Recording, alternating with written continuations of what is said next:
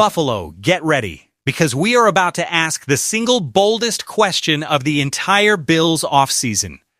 What if it only takes one season, one single trophy, for Joe Brady to become the greatest head coach this franchise has ever seen? Not 5 division titles, not a decade of playoff appearances, just one championship run in his very first year on the job. It sounds absurd on the surface, but stick with us, because history says it is far more realistic than you might think. Let's set the stage. Joe Brady walked into Buffalo this offseason as a first-time NFL head coach, and normally that would come with all the usual caveats. Give him time, let him build his culture. Don't expect miracles in year one.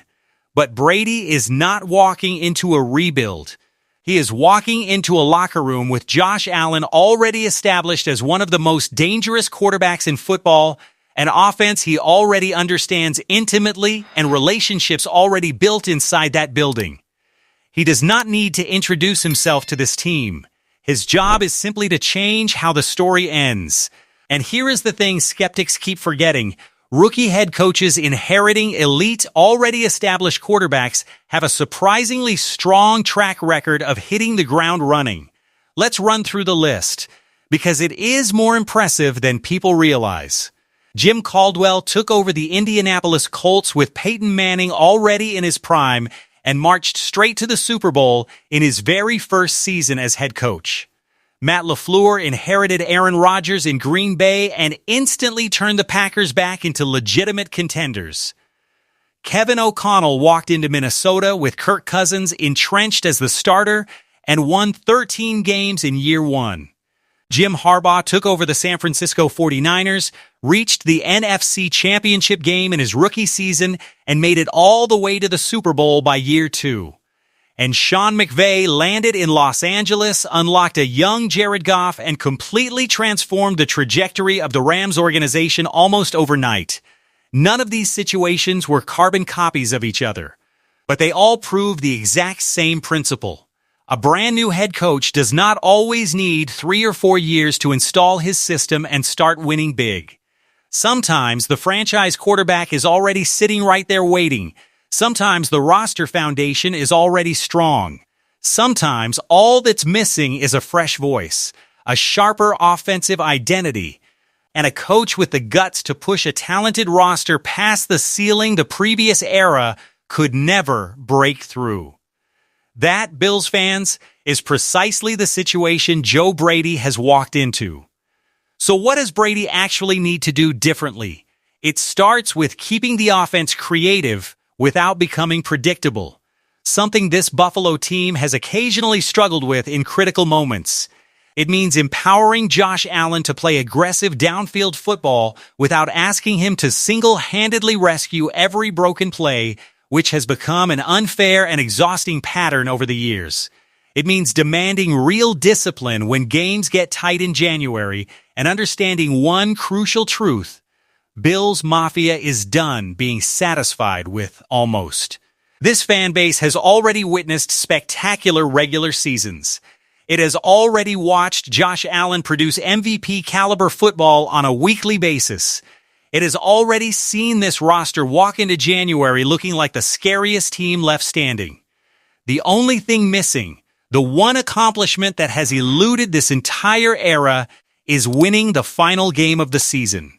Now let's talk about the number attached to all of this. If Joe Brady delivers a Super Bowl championship in his first year as head coach, would that instantly make him the greatest coach in Buffalo Bills history? Think about who he would be leapfrogging. Marv Levy, the legendary architect behind 4 consecutive Super Bowl appearances.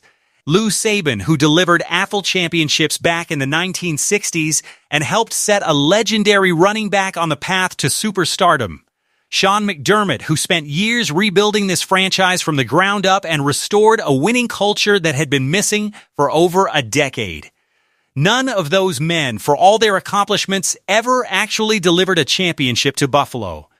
And that is exactly why a single Brady trophy could end the conversation before it even starts.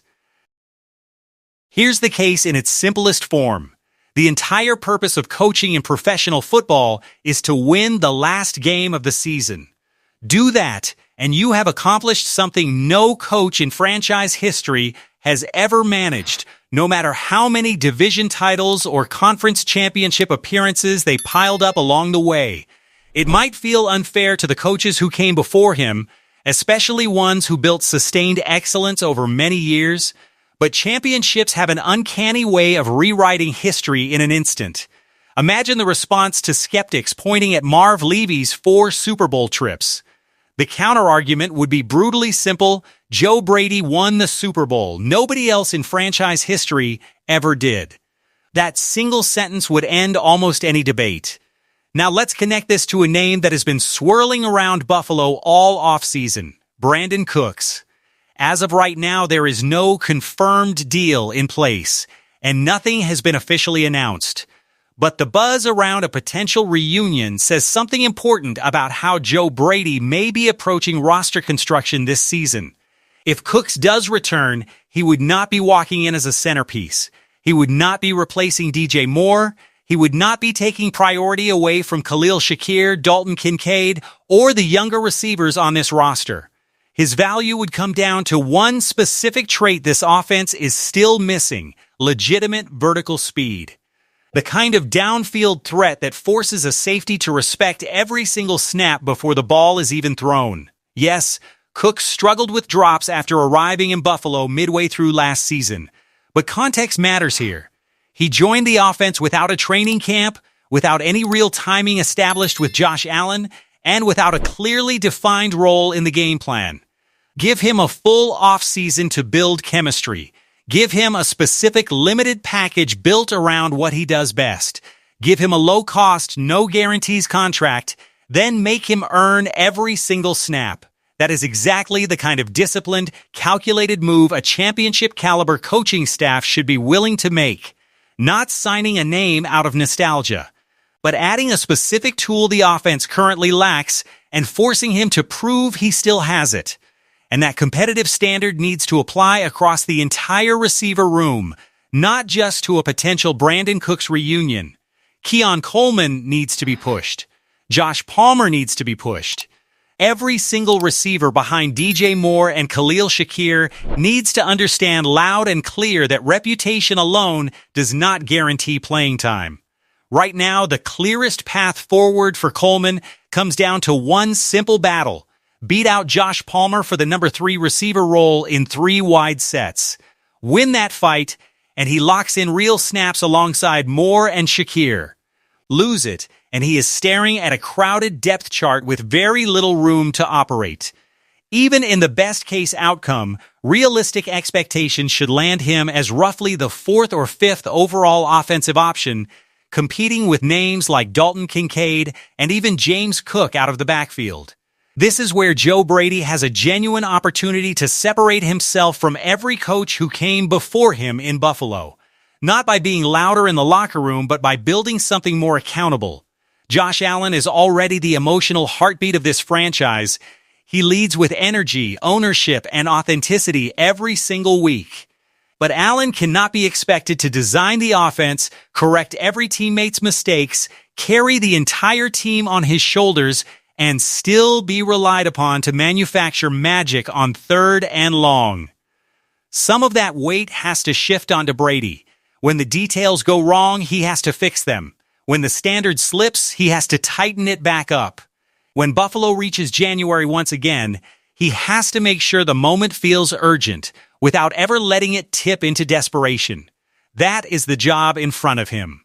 Plain and simple. And if Joe Brady gets it right immediately, none of the usual caveats will matter anymore. Nobody will care that he was a first-time head coach. Nobody will bring up Marv Levy's 4 Super Bowl trips. Nobody will point to Sean McDermott's years of steady rebuilding. The response will be brutally, beautifully simple: Joe Brady won the Super Bowl, and nobody else in franchise history ever did. That trophy would make him the coach who finally completed the Josh Allen era, the man who turned every painful January defeat into nothing more than a stepping stone on the road to the ultimate prize. So Bills Mafia, it is time to make some noise. If Joe Brady wins the Super Bowl in year one, does he instantly become the greatest head coach in Buffalo Bills history? And should Brandon Cooks get one more shot at helping him do it?